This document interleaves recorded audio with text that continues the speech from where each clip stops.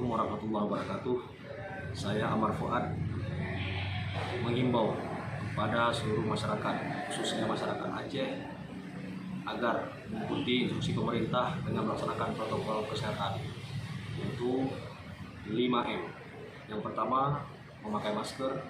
Yang kedua, mencuci tangan. Yang ketiga, menjaga jarak. Yang keempat, menghindari kerumunan. Dan yang terakhir, yang kelima, membatasi mobilitas.